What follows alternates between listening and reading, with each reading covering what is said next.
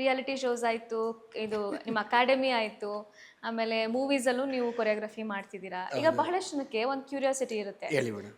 ನೀವು ಸಿನಿಮಾದಲ್ಲಿ ಇದು ಡಾನ್ಸ್ ಕೊರಿಯೋಗ್ರಫಿ ಎಲ್ಲ ಮಾಡಬೇಕಾದ್ರೆ ಸೆಲೆಬ್ರಿಟಿಗಳಿಗೆ ಅಥವಾ ಆ್ಯಕ್ಟರ್ಗಳಿಗೆ ಹೇಗೆ ಟ್ರೈನಿಂಗ್ ಕೊಡ್ತೀರಾ ಅಂತ. ಬಿಕಾಸ್ ನೀವು ಎಷ್ಟೇ ದೊಡ್ಡ ಕೊರಿಯೋಗ್ರಫರ್ ಆಗಿರ್ಬೋದು, ಎಷ್ಟೇ ಚೆನ್ನಾಗಿ ಡಾನ್ಸ್ ಮಾಡ್ಬೋದು, ಬಟ್ ಒಬ್ಬೊಬ್ರು ಒಂದೊಂದು ಥರ ಇರ್ತಾರೆ. ನಿಮಗೆ ತಕ್ಕಂಗೆ ಅವ್ರು ಮಾಡೋಕ್ಕಾಗಲ್ಲ.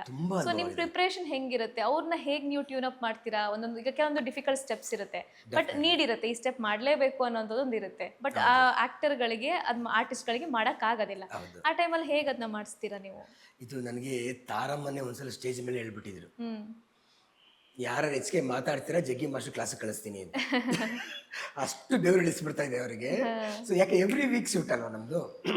ಸೊ ಫಸ್ಟ್ ಬಂದು ಧ್ರುವ ಸರ್ಜಾ ಅವರು ನನಗೆ ಕ್ಲಾಸಿಗೆ. ಸೊ ನನ್ನ ಕ್ಲಾಸಿಗೆ ನಾನು ಒಬ್ಬ ಆರ್ಟಿಸ್ಟ್ ಅಂತ ರೆಡಿ ಮಾಡಿದೆ ಧ್ರುವ ಸರ್ಜಾ ಅವ್ರನ್ನ. ಸೊ ಅವಾಗ ನನಗೆ ಅವ್ರು ಧ್ರುವ ಸರ್ಜಾ ಅಂತ ನನಗೆ ಗೊತ್ತಿಲ್ಲ. ಅಂದ್ರೆ ಅವರು ಸೆಲೆಬ್ರಿಟಿ ಆಗೋ ಮುಂಚೆನೆ ಫಸ್ಟ್ ಮೂವಿಯಿಂದಾನೆ. Okay. So AP Arjun sir call ಮಾಡ್ತಾರೆ, ಮಗ ಈ ತರ ಒಂದು ಹುಡುಗನ್ ಕಳಿಸ್ತೀನಿ, ಸೊ ನೀವು ರೆಡಿ ಮಾಡಬೇಕು ಅಂತ ಹೇಳ್ತಾರೆ. ಓಕೆ ಬಾಸ್ ಕಳಿಸಿ, ನಾನು ರೆಡಿ ಮಾಡ್ತೀನಿ ಆಯ್ತು ಅಂತ ಹೇಳ್ತೀನಿ. ಸೊ ಅದಾದ್ಮೇಲೆ ನನಗೆ ಅವ್ರಿಗೆ ಟ್ರೈನಿಂಗ್ ಮಾಡ್ತಾನೆ ಆಮೇಲೆ ಗೊತ್ತಾಗುತ್ತೆ ಅರ್ಜುನ್ ಸರ್ಜಾ ಅಕ್ಕನ ಮಗ ಧ್ರುವ ಸರ್ಜಾ ಆಗಿರು ಅಂತ ನನಗೆ ಆಮೇಲೆ ಗೊತ್ತಾಗುತ್ತೆ. ನಾನು ಸ್ಟಾರ್ಟಿಂಗ್ ಬಂದರು ಕ್ಲಾಸ್ಗೆ ಅಲ್ಲಿ ಮಾಡ್ತೀನಿ ಆಗದಲ್ಲಿ ಕ್ಲಾಸ್ ಇತ್ತು ನನಗೆ. ಸೊ ಆ ಟೈಮಲ್ಲಿ ಬಂದರು ಮಾಮೂಲಿ ಎಲ್ಲ ಬ್ರೋ ಅನ್ಕೊಂಡೆ ಸ್ಟಾರ್ಟ್ ಮಾಡಿದ್ವಿ. ಸೊ ಅವ್ರಿಗೆ ಟೈಮಿಂಗ್ ಕ್ಯಾಚ್ ಮಾಡೋ ಕೆಪಾಸಿಟಿ ಇತ್ತು ಮ್ಯೂಸಿಕ್ನ. ಈ ಮೂಮೆಂಟ್ಸ್ ಮಾಡೋ ಕೆಪಾಸಿಟಿ ಇತ್ತು. ಅಂದರೆ ಟಫ್ ಇತ್ತು ಅಂತ ಬಂದಾಗ ಆ ಮೂಮೆಂಟ್ಸ್ ಆಗಲಿಲ್ಲ ಅಂದರೂ ಕೂಡ ಇಲ್ಲ ಬ್ರೋ ನಾನು ಮಾಡ್ತೀನಿ, ಇದು ಬಿಡಲ್ಲ ನಾನು ಅಂತ ಅಷ್ಟು ಹಾರ್ಡ್ ವರ್ಕು, ಅಷ್ಟು ಪ್ರಾಕ್ಟೀಸ್ ಮಾಡಿ ಇವತ್ತು ಮುಂದೆ ಬಂದಿರತಕ್ಕಂಥವ್ರು ಧ್ರುವ ಸರ್ಜಾ ಅವರು. ಅದೇ ರೆಸ್ಪೆಕ್ಟ್ ಇದೆ. ಸೊ ಟಚ್ ಅಲ್ಲಿ ಇದ್ದಾರೆ, ಈಗಲೂ ಟಚ್ ಅಲ್ಲಿ ಇದ್ದಾರೆ. ನಿಮ್ಮ ಬಾಂಡಿಂಗ್ ಹೇಗಿದೆ? ಯಾವ ತರ ಅವರು ಅಂದ್ರೆ ಆಫ್ ಸ್ಕ್ರೀನ್ ಅವ್ರು ಯಾವ ತರ ಪರ್ಸನ್ ಅಂತ? ಮೇಡಮ್ ಏನು ಗೊತ್ತಾ, ಅವ್ರಿಗೆ ಕೆಲವ್ರೇನೋ ಅಹಮ್ಮು ದುರಂಕಾರ ಅನ್ಕೋತಾರೆ. ಈಗ ನೋಡಿ, ಕಷ್ಟಪಟ್ಟು ಬೆಳೆದಿರೋರಿಗೆ ನಾವು ಯಾವತ್ತು ಆ ಮಾತನ್ನ ಹಾಡಬಾರ್ದು. ಒಂದು ಸೀರಿಯಲ್ ಅಲ್ಲಿ ನಿಂತ್ಕೊಂಡು ಅಷ್ಟು ಕಷ್ಟಪಟ್ಟು ಅಷ್ಟುದ್ದ ಡೈಲಾಗ್ನ ಹೇಳ್ಕೊಂಡು ಕ್ಯಾಮ್ರಾ ಫೇಸ್ ಮಾಡ್ಕೊಂಡು ಸೀರಿಯಲ್ ಸಣ್ಣ ಸ್ಟೇಜ್ ಹತ್ಕೊಂಡು ಬಂದಿರ್ತಾರೆ.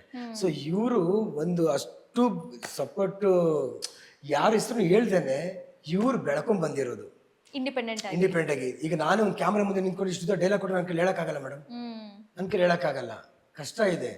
ಆಕ್ಟಿಂಗ್ ಮಾಡಿಕೊಂಡು ಕಷ್ಟಪಟ್ಟು ಡ್ಯಾನ್ಸ್ ಕಲ್ತ್ಕೊಂಡು ಫೈಟ್ ಕಲ್ತ್ಕೊಂಡು ಆ ಬಾಡಿನ ಡೌನ್ ಮಾಡಿ ಈಗಲೇ 4-5 kg ಇಳಿಸೋದಕ್ಕೆ ಒದ್ದಾಡ್ತಾರೆ. ಅಯ್ಯೋ ನನ್ನ ಕೈಲಿ ಆಗ್ತಾಯಿಲ್ಲ ಇಳಿಸೋಕ್ಕೆ ಅಂತ. 20 kg 30 kg ಬಾಡಿನ ಇಳಿಸ್ಕೊಂಡು ಮಾಡಬೇಕು, ನಾನು ಆಡಿಯನ್ಸ್ಗೆ ಈ ಥರ ಕೊಡಬೇಕು ಅಂತ ಹೇಳಿ ಅಷ್ಟು ಕಷ್ಟಪಡ್ತಾರೆ. ಕಲಾವಿದ್ರ ಬಗ್ಗೆ ನಾವು ಯಾವತ್ತೂ ಏನು ಮಾತಾಡ್ಬಾರ್ದು. Is true madam. ಅವರು ಕಷ್ಟಪಟ್ಟು ಬೆಳೆದಿರೋರು ಮತ್ತು ಅಷ್ಟೇ ಡೆಡಿಕೇಶನ್. ಈ ಮೂಮೆಂಟ್ ಬರಲಿಲ್ಲ ಬಿಡೋದಿಲ್ಲ ಮಾಡಿದವರು, ಅಷ್ಟು ಕಷ್ಟಪಟ್ಟು ಬೆಳೆದಿದ್ದಾರೆ. ಸೊ ಹಿಂದೆಗಡೆ ಅಷ್ಟೇ ಒಳ್ಳೆ ಜೀನಿಯನ್ ಮುಂಚೆ ಒಂದನ್ನು ರೋಡಲ್ಲಿ ಹೋಗ್ತಾ ಇರೋ ಕಾರ್ ನಿಲ್ಲಿಸಿ ಬ್ರೋ ಅಂತ ಫೋನ್ ಮಾಡ್ತಾರೆ. ಬೆಳೆದ ಇದ್ದಾಗ್ಲೂ ಹೆಂಗಿದ್ರು, ಬೆಳೆದಾದ್ಮೇಲೆ ಹೆಂಗಿರ್ತಾರೆ ಅನ್ನೋದಕ್ಕೆ ಒಬ್ಬರೇ ಉದಾಹರಣೆ. ಬೆಳೆಯೋ ಮುಂಚೆ ಹೇಗಿದ್ರು ಇವಾಗ್ಲೂ ಹಾಗೆ ಇದ್ದಾರೆ. ಡೆಫಿನೆಟ್ಲಿ. ಒಂದ್ಸಲಿ ಉದಯ ಅವಾರ್ಡ್ ಅಂತ ಒಂದು ಶೋ ನಡೀತಾ ಇತ್ತು, ನಾನು ಒಂದು ಸಾಂಗ್ ಇತ್ತು ಹೋಗಿದ್ದೆ. ಮುಂದೆ ಕುತ್ಕೊಂಡು ಬೋರ್ಡ್ ಬಂದು ಹಗ್ ಮಾಡ್ಕೊಂಡ್ರು, ಜಗಿ ಬ್ರೋ ಅಂತ. ಅದಕ್ಕಿಂತ ಒಬ್ಬ ಮಾಸ್ಟರ್ಗೆ ಇನ್ನೇನ್ ಬೇಕು ಹೇಳಿ ಅಲ್ವಾ? ದುಡ್ಡು ಸೆಕೆಂಡ್ರಿ ಮೇಡಮ್. ಈ ಜನರನ್ನ ಸಂಪಾದನೆ ಮಾಡೋದಿದೆಯಲ್ಲ, ಅದಕ್ಕಿಂತ ಇನ್ಯಾವುದೂ ಇಲ್ಲ. ಬೇರೆ ಬೇರೆ ಯಾವ ಸೆಲೆಬ್ರಿಟಿಗಳಿಗೆ ನೀವು ಟ್ರೈನಿಂಗ್ ಕೊಟ್ಟಿದ್ದೀರಾ ಸರ್? ವಿರಾಟ್ ಮಾಡಿಸಿದ್ದೀನಿ. ಸೊ ಡಾಲಿ ಧನಂಜಯ ಅವ್ರಿಗೆ ಮಾಡಿಸಿದ್ದೀನಿ.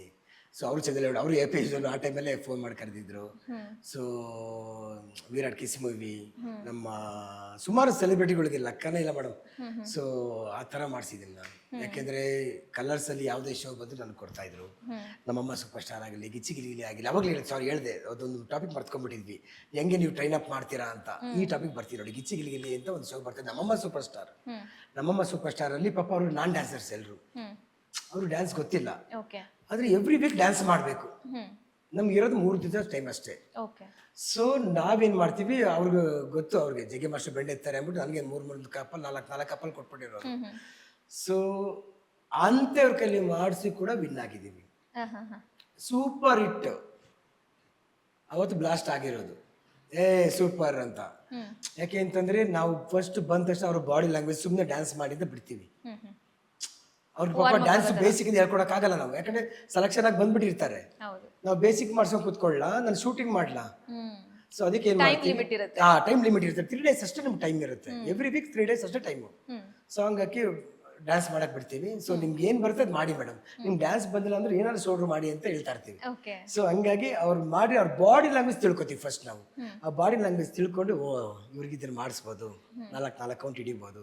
ಸೊ ಎಷ್ಟು ಬೇಕಾದ್ರೂ ಜಸ್ಟ್ ಒಂದು ಆನ್ಸರೇ ಹೊಡ್ಕೊಂಡು ಹೊರಟೋಗ್ಬಿಡ್ತೀವಿ ನಾವು. ಓಕೆ. ಸೊ ಹಂಗಾಗಿ ಆ ಬ್ಯಾಕ್ ಗ್ರೌಂಡ್ ಗ್ರೂಪ್ ಅವ್ರನ್ನ ಇಟ್ಕೊಂಡು ಆ ಪ್ರಾಪರ್ಟಿ ಇಟ್ಕೊಂಡು ಇವ್ನ ಹೈಲೈಟ್ ಮಾಡಿ ತೋರಿಸ್ತೀವಿ.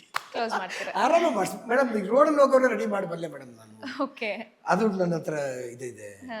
ನಾನು ಎಂಥವ್ರು ಕೂಡ ರೆಡಿ ಮಾಡಬಲ್ಲೆ. ಡ್ಯಾನ್ಸ್ ವಿಷಯ ಅಂತ ಬಂದಾಗ ನೀವು ಈಗ ಈ ಕ್ಯಾಮ್ರಾಮನ್ ಇಲ್ಲಿ ಕೂತಿದಾರ ಸರ್ 4 ಸ್ಟೆಪ್ಸ್ ಹಾಕಿದ್ರೆ ಇವಾಗ ಹಾಕ್ಸ್ಬಿಡ್ತೀನಿ ನಾನು.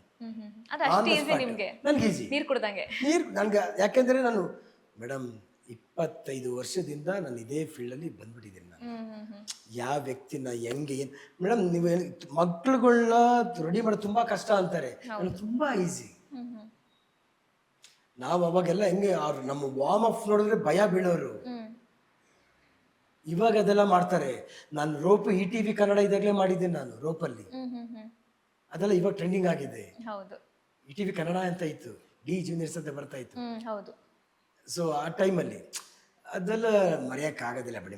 ಆಗಿಂದ ಸ್ಟೈಲು ಅಂದ್ರೆ ಎಷ್ಟೇ ನಿಮ್ಗೆ ಸುಲಭ ಇದ್ರೂ ಕೂಡ ಒಂದಷ್ಟು ಸಮಯ ಹೇಗಿರುತ್ತೆ ಅಂದ್ರೆ ಟಫೆಸ್ಟ್ ಮೂಮೆಂಟ್ಸ್ ಅಂತ ಬರುತ್ತೆ.